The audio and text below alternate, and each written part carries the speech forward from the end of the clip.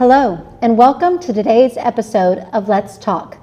Today we're going to focus on the Fostering Diverse Schools Grant, which is a grant our district received last October, so it was October of 2023, for close to $1 million. And it was it's a 2-year planning grant, and is led by 2 people that I have with me today. We were really excited to receive this federal grant.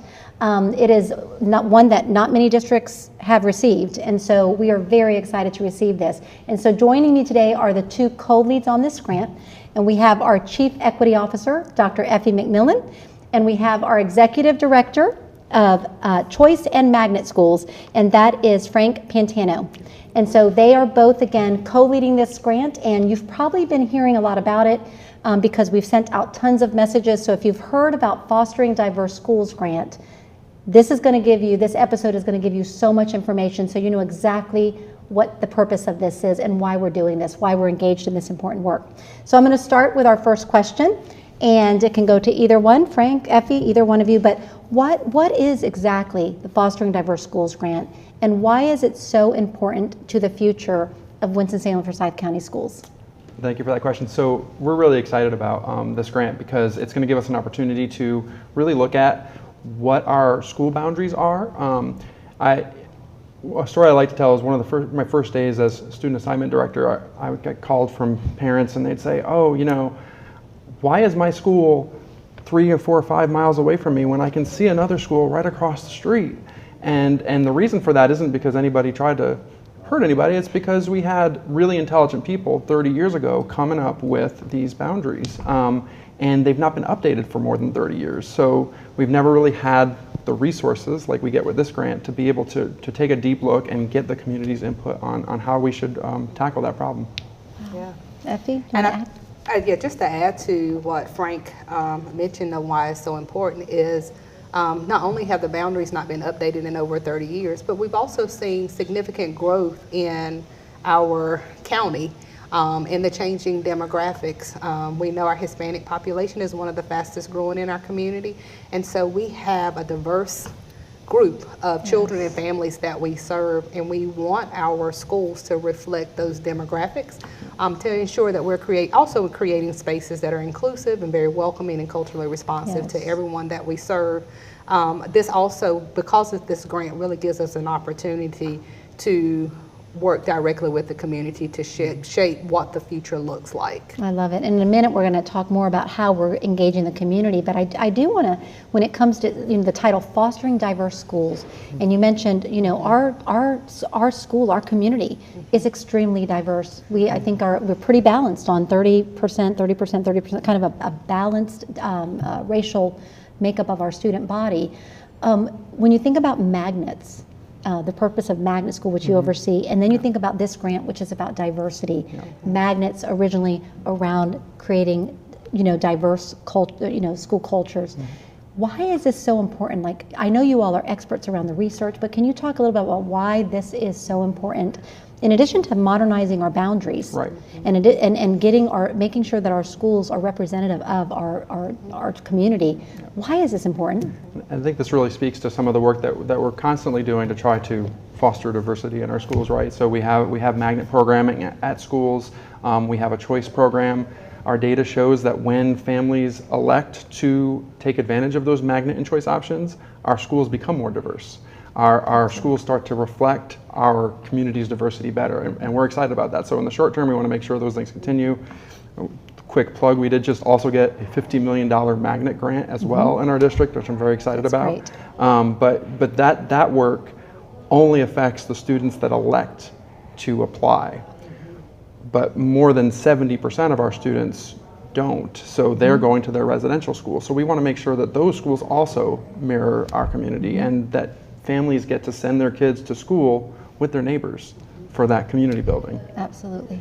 I think the other piece too is we've just started delving into this work and some exploration even before we applied for the grant is based on our current boundaries.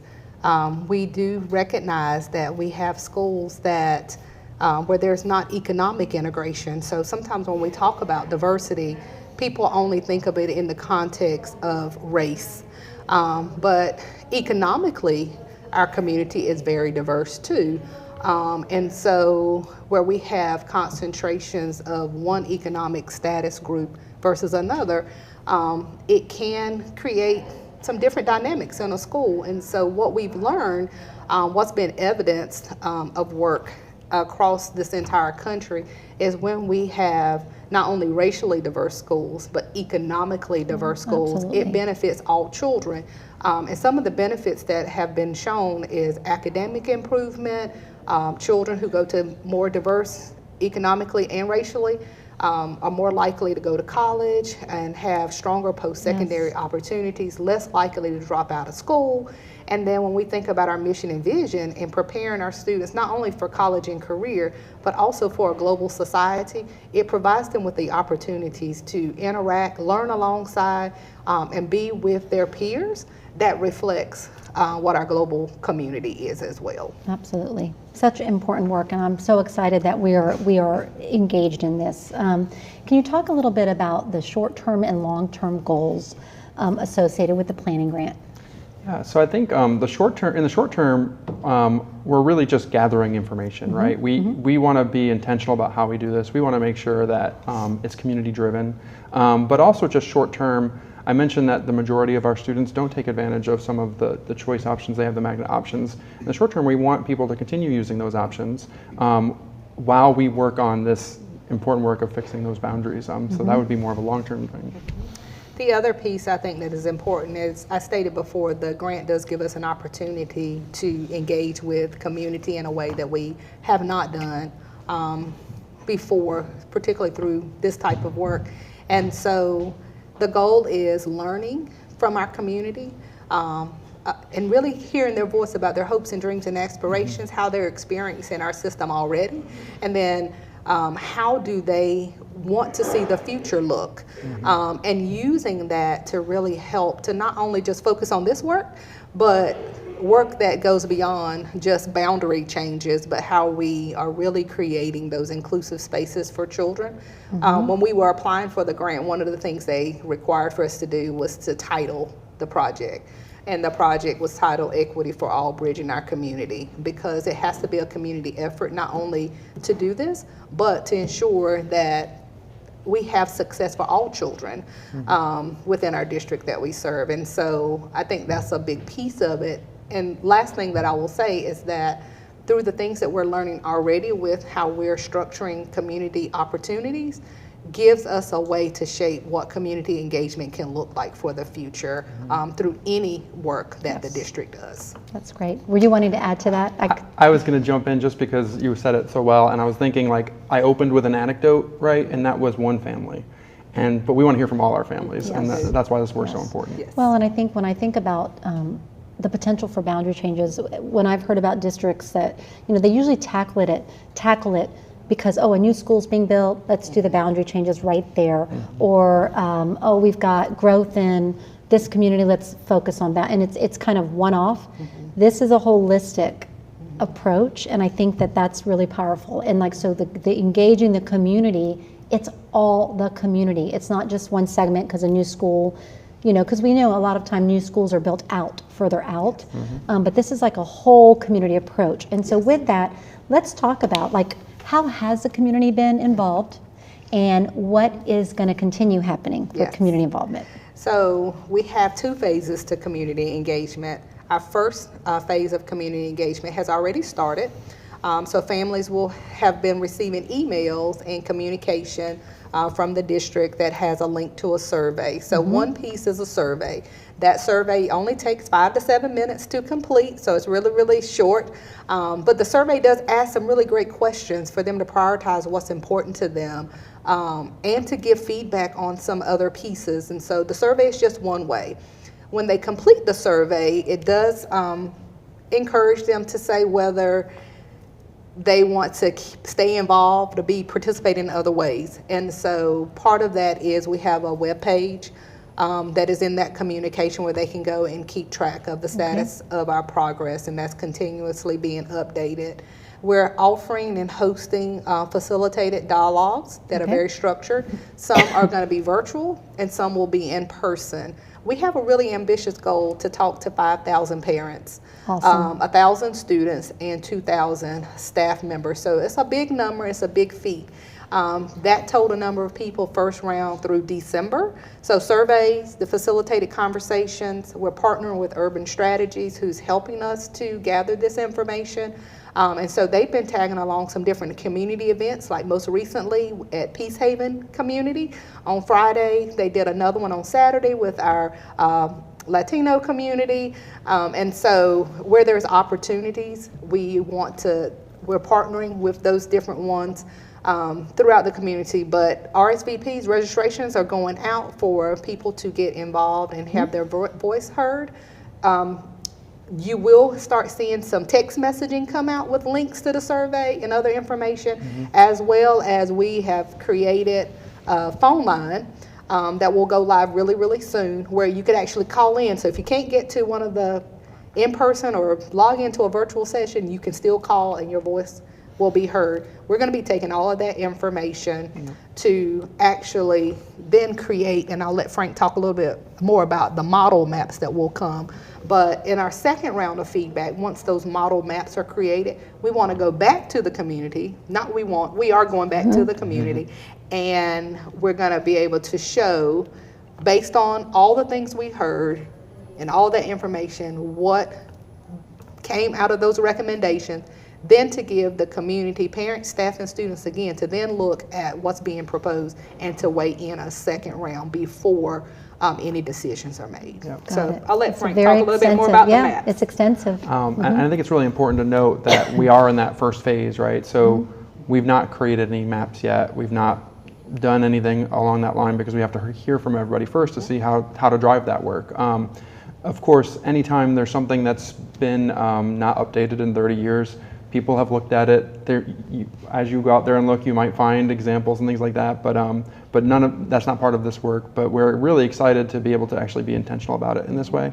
But basically, what you can expect from those maps, when we hear back, we talked about the survey having different things that are important to you, like how important is it that you stay on a pathway with your middle school cohort to high school? Okay. How important is it that you're really close driving distance? So just managing all those things, and then we can use all the great technology that is available, yes, even AI, to create these maps based on those needs of the community, and see what comes out. And so we're really excited to see what's going to come out. We know from like some preliminary, just like testing it out, we know that even when you try to maximize everything, like they say you can't have everything at once. Well, even if you try to maximize everything, it's still better than what we currently have, just because what we currently have is kind of random, right? Because it's not been updated. So I'm excited that like the ceiling is high, but the floor, we're going to jump way over the floor no matter what we do. But of course, there's even greater heights that we'll reach. Yeah, Absolutely. That's good. So it sounds like it's an extensive gathering of information from our stakeholders, our community, and then coming back and then going back out to them once we have maps. So it's just this continuous process of gathering their input. Exactly. It sounds like. So that's great. So if families, so I know we keep updating our Board of Education. We'll do updates at board meetings. And I know that anytime you talk about the word, boundary change or anything like that, people start to get nervous. Like, oh no, I want to go, here's where I want to go. Can you talk a little bit about what people can expect right now, like in the short term and then in the long term? And this might be a little redundant because you've just talked a little bit about what we'd be going back and forth with, but what are some concrete things like in the short term? Is there anything that families would feel, and then in the long term? Right. Well, in the short term, this school year and next school year, you're not going to see any boundary changes. Yeah. So there's no one has to worry about, I better go check and see which school, I thought it was this one. None of those things are changing right now in the short term. In the long term, the changes are going to be a net gain. That's the whole reason that we're talking to the community, is that hopefully it will help people like the anecdote I gave, where it's like, well, why can't I just go to that school? And honestly, because we have sort of a choice district, they can usually. They'll just apply via choice, and we'll get them in, or it's a magnet school, and they'll apply that way.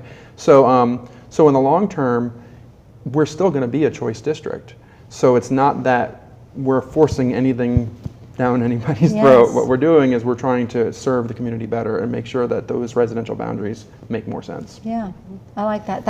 I think that's important to know, that people hear that. We're still going to be a choice district. Are there any other things that you want to make sure people know that, I don't know if there's any, people always say word on the street about anything. Like, is there any other word on the street you want to, like, let's just put that out there now. Let's just make sure that this is, anything else that's come up that you want to clarify like that? I think other than, well, I'll say for me, to reiterate that no new maps have not been created, that is sometimes their perception.